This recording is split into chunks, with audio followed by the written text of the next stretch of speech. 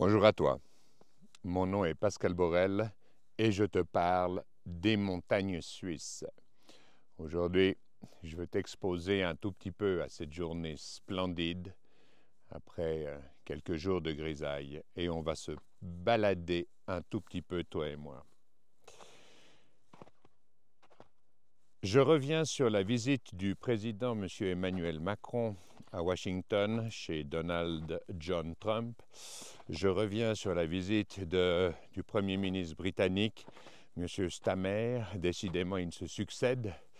Et ça m'amuse beaucoup parce que nos amis européens, nos premiers ministres, présidents européens ont besoin de la guerre. Ils n'ont pas compris que redonner leur constitution au peuple, redonner leur souveraineté au peuple était le seul moyen de faire quelque chose de bien et de faire quelque chose de juste. Non, ils font trop d'argent. Les conseillers de nos gouvernements font beaucoup trop d'argent pour pouvoir se passer de cette manne constante et absolue. Je te présente les Dents du Midi, la cime de l'Est, la haute cime, magnifique, déjà dans le canton de Vaud et non plus en Valais. On va progresser encore un petit peu, que tu vois le reste du paysage ici autour de moi. Je remonte le col de Mille, dans cette direction là-bas, le Rogneux, on va voir le petit combat et le grand combat dans un instant. Je reviens sur ce que je te dis. Nos amis européens, ils ont besoin de la guerre. Tout comme les Norvégiens avaient besoin de faire sauter le pipeline de Nord Stream et qu'ils ont aidé les Américains et les autres à le faire pour faire x10 dans leurs exportations de gaz. C'est aussi pour empêcher l'Allemagne d'être un moteur économique, c'est pour mettre à mal nos amis allemands. Bref, c'est une ignominie. Nos amis, les dirigeants européens, ont besoin de guerre pour faire de l'argent. Ils aiment l'argent à tout prix. Et ils sont d'une hypocrisie absolument totale par rapport à Donald Trump, qui lui ne rêve que d'une chose, c'est de mettre des tarifs, de mettre des taxes pour faire en sorte que les États-Unis ne soient plus les dindons de la farce, hein? Et puis qu'ils puissent recommencer à faire du business. Parce que n'oublie jamais, notre ami Trump, c'est un homme pragmatique, il veut faire du business, il n'en a rien à foutre de ces conneries de guerre, parce qu'il n'est pas maqué avec le complexe militaro-industriel, il s'en tape. Il n'est pas maqué avec l'industrie pharmaceutique, il s'en tape. Il sait une chose, c'est que s'il remet des constitutions au service des citoyens, eh bien, ils vont faire du business comme des bêtes. S'il rend l'énergie bon marché, en arrêtant de faire croire aux gens que le CO2 est le moteur du réchauffement climatique, ce qui n'est évidemment pas le cas. Je te rappelle que le CO2 est le premier maillon moléculaire de la chaîne de la vie, qu'il n'y a pas une molécule de ton corps qui n'a pas un atome de carbone en position centrale et que ce carbone ne vient que du CO2. Donc, c'est un bienfait et que le taux de CO2 est extrêmement bas, entre 5 et 10 fois plus bas que la moyenne des 800 derniers millions d'années. Et c'est pour ça que la végétation souffre. Alors ici, je suis presque à 2000 mètres d'altitude, tu vois, je suis encore dans la forêt, mais c'est un état de fait. Donc, l'hypocrisie effroyable d'un Starmer qui vient expliquer, alors que J.D. Vance, le vice-président américain, est en train de lui dire « Ouais, mais quand même, non. » Trump lui dit, on veut de la liberté d'expression. Le premier ministre anglais, il sait qu'il a des grands-mamans en prison en Angleterre parce qu'elles ont posté sur Facebook, LinkedIn ou autres réseaux sociaux. C'est une hérésie. Et puis, on a le brave premier ministre qui, lui, il a juste besoin de l'argent des USA. Donc, il est en train de dire, oui, mais nous, on respecte la liberté d'expression depuis très longtemps et pour très longtemps encore. Hein, il amène même à Donald Trump une lettre du roi pour l'inviter à Balmoral ou à Dieu sait où pour essayer de renouer un peu les relations. C'est d'une hypocrisie qui est juste monstrueuse. En fait, soyons clairs sur une chose. Je pense qu'en fait, les politiciens sont un peu plus intelligents que les journalistes veulent bien le croire, ou que je veux bien le croire, et qu'en fait, ils sont en train de préparer la négociation avec Poutine. Ils savent qu'ils ont perdu la guerre. Ils savent que tu ne pourras pas vaincre les Russes. Les Russes n'ont jamais été vaincus. Les Russes n'ont aucune intention de prendre les territoires occidentaux. C'est de la poudre aux yeux. On veut te faire peur. On veut te faire croire que les Russes sont un danger et que tu dois remettre en place des grosses armées. Les Russes, bien sûr qu'ils ont été jusqu'à Paris, mais ils sont partis. Les Russes, bien sûr qu'ils ont gardé les pays satellites, mais ils en sont partis après la Deuxième Guerre mondiale. Roumanie, Pologne, Bulgarie, etc., etc. Mais ils en sont partis. Ils ne veulent pas s'emmerder avec des gens qui sont d'une culture complètement différente, qui parlent une langue différente et autres. C'est hors de question. Mais on veut te faire peur avec ça. Le brave président, M. Emmanuel Macron, il veut... En fait, comme je le dis, ils sont moins bêtes qu'ils en ont l'air. Parce que le président Macron, il est en train de proposer aux Allemands de leur donner des ogives nucléaires, de mettre des ogives nucléaires et les avions qui vont avec, en l'occurrence des Rafales, je crois, pour les délivrer de façon efficace, évidemment, sur Moscou ou sur le territoire russe, le cas échéant. Mais il n'a pas vraiment l'intention d'utiliser des ogives nucléaires. Ils ne savent même pas d'ailleurs si elles fonctionnent ou pas. Non. C'est pour peser de la négociation. C'est comme le brave Premier ministre, président Justin Trudeau de nos amis canadiens, qui est en train de dire que son pays n'est pas un état de droit. Et dès lors, il va utiliser les actifs russes gelés chez lui pour financer non pas la reconstruction de l'Ukraine, mais l'envoi de matériel militaire. Et il est prêt à envoyer des troupes. Puis la France est prête à envoyer des troupes. Puis les Anglais sont prêts à envoyer des troupes, etc. Mais rendez-vous bien compte, je me demande si ce n'est pas Trump qui les manipule ou qui, de concertation avec eux, sont en train de leur dire, voilà, faites tout ce que vous pouvez pour me mettre dans la meilleure position de négociation possible. Et en fait, j'ai plutôt l'impression que c'est ça, parce que c'est trop coordonné, c'est trop cousu de fil blanc. Donc, encore une fois, les médias, de toute façon, ils n'ont pas cette profondeur d'analyse, désolé pour eux, mais surtout, ils sont tenus par le fait de te mentir de façon systématique. Ne crois jamais un média. Ne crois jamais quelqu'un qui vient te proposer de le payer pour te donner sa protection. Par définition, c'est un escroc. C'est quelqu'un en qui tu ne peux pas avoir confiance. C'est un état de fait. Donc, je te dis simplement, à mon avis, c'est concerté. Mais je peux me tromper. Et si je me trompe, c'est que tout est en train de partir en couille. Tout est en train de partir de façon complètement incontrôlable. Il faut bien comprendre une chose, c'est qu'au moment où Trump a coupé les subventions, eh bien, c'est la recherche en Suisse qui a été la première touchée. Donc, ça veut dire que la recherche en Suisse, enfin la recherche, je ne sais pas si on peut parler de recherche, est directement financée par l'argent de la corruption américaine, du vol des populations aux États-Unis. Les deuxièmes touchés sont les ONG qui doivent restructurer. Ce sont de pures organisations gouvernementales. Jusque dans le non-organisation non gouvernementale, ONG, on essaye de tromper. Ce sont des organisations qui sont purement gouvernementales et qui n'organisent en rien la charité, l'humanitaire, l'aide aux prochains, l'éducation des jeunes, en aucun cas, ni la santé, ni rien. Ce sont des institutions de blanchiment pur et dur pour minimum 80% de leur budget.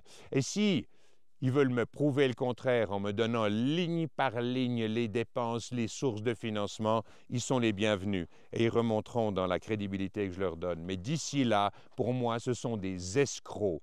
Alors, ils ne méritent peut-être pas tous la prison, mais ils méritent de se poser de sérieuses questions quant aux derniers jours qu'ils passeront sur cette planète, où se rencontreront la personne qu'ils ont été et celle qu'ils auraient pu être ou qu'ils auraient dû être. Et ils choisissent maintenant si cette rencontre se fera dans la honte ou dans l'harmonie. Et tous ces gens qui mentent, qui manipulent, qui exploitent l'argent produit, la richesse, la valeur produite par d'autres êtres humains, devraient vraiment se prendre en main. Je ne suis pas pour la punition. L'heure n'est pas à la punition, l'heure n'est pas à la vengeance. L'heure est à la collaboration, à la transparence, à ramener le principe de tiers regard à disposition du peuple.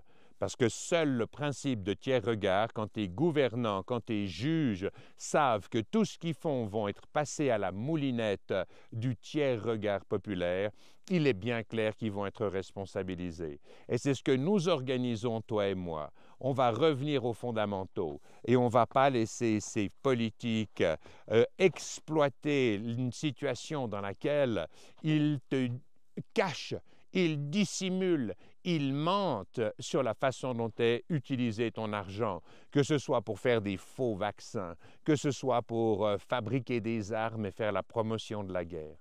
Encore une fois, Donald Trump, Elon Musk, James David Vance, Robert Kennedy, Fitzgerald Kennedy Jr., Pamela Bondi, Tulsi Gabbard, tous ces gens sont des héros. Mais un héros seul ou quelques héros ne peuvent suffire à redonner au peuple ce qui appartient au peuple, au seul souverain. Non, il faut que le peuple se mette de la partie. Et j'étais il y a quelques jours avec une amie artiste, et puis elle me dit « Oui, mais tu critiques la gauche, c'est toujours la gauche qui est responsable. » Mais pas du tout. Il n'y a pas de gauche, il n'y a pas de droite. Ils font exactement la même chose en continu, nos amis de gauche, nos amis de droite. En continu. Hein? Quand la gauche remplace la droite ou la droite remplace la gauche, ils arrivent, ils n'ont qu'à mettre les pieds sous la table du dîner laissé par les précédents et se gaver. Ils auraient tort de faire autrement, c'est juste une absolue évidence. Il n'y a pas de gauche, il n'y a pas de droite. Il y a juste des gens bien intentionnés. Les personnes avec lesquelles je parle la plupart du temps, ils sont bien intentionnés, ils ne peuvent pas imaginer qu'on leur mente de cette façon.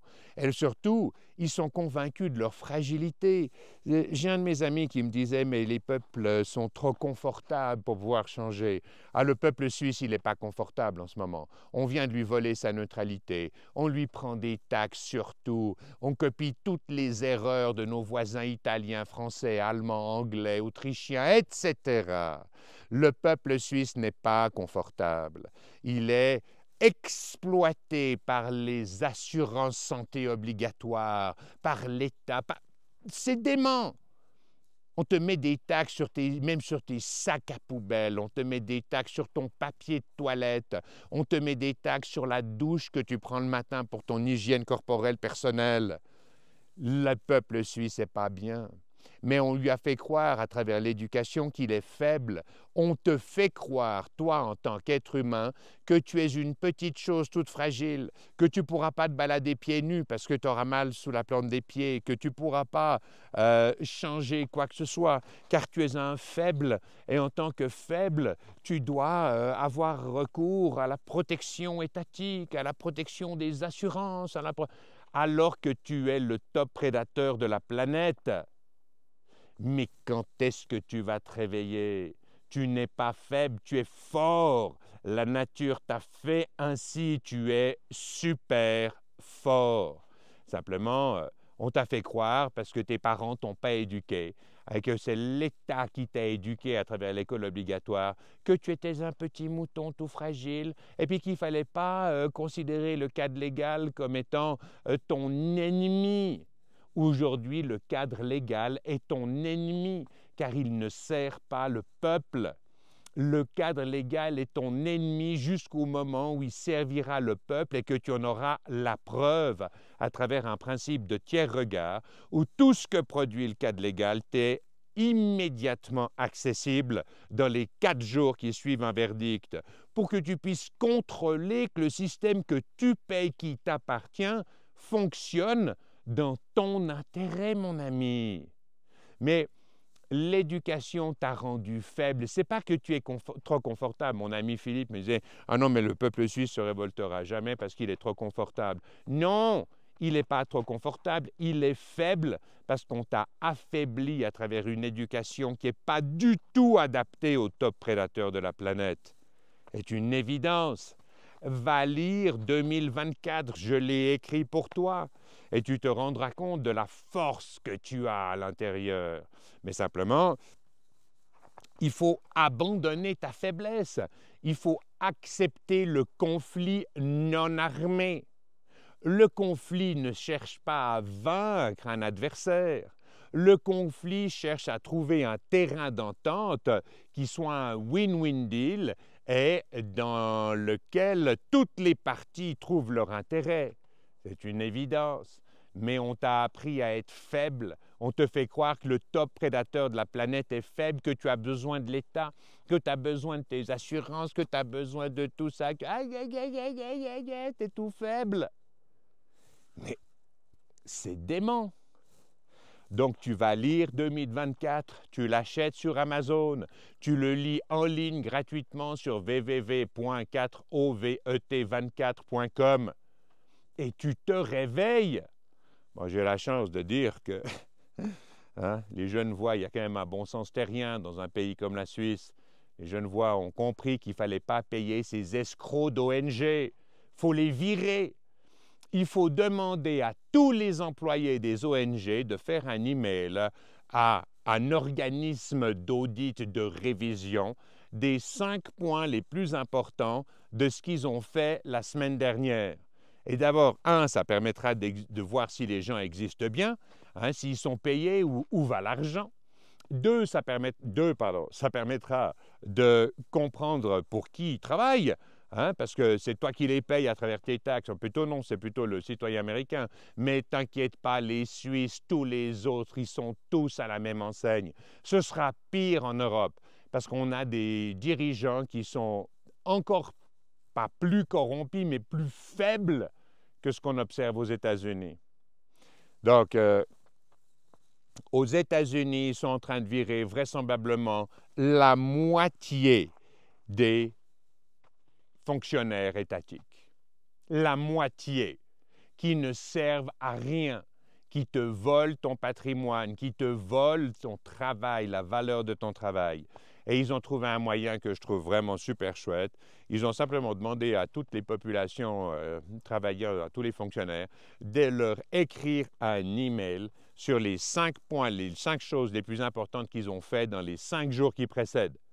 Et ne pas répondre correspond à un licenciement. Bon, bien sûr, alors, ah oui, mais c'est dur, encore une fois, les pauvres, etc. Mais il n'y a pas de les pauvres. Mais réapprends ta solidité. Tu n'es pas fragile. Ils ne sont pas fragiles.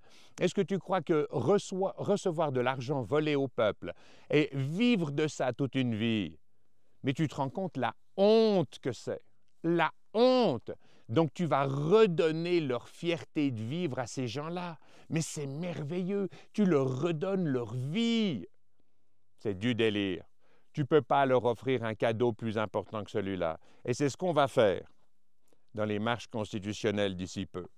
Parce qu'encore une fois, quelques personnes peuvent aider, mais ne peuvent pas arriver au résultat que tu veux pour toi, pour tes enfants.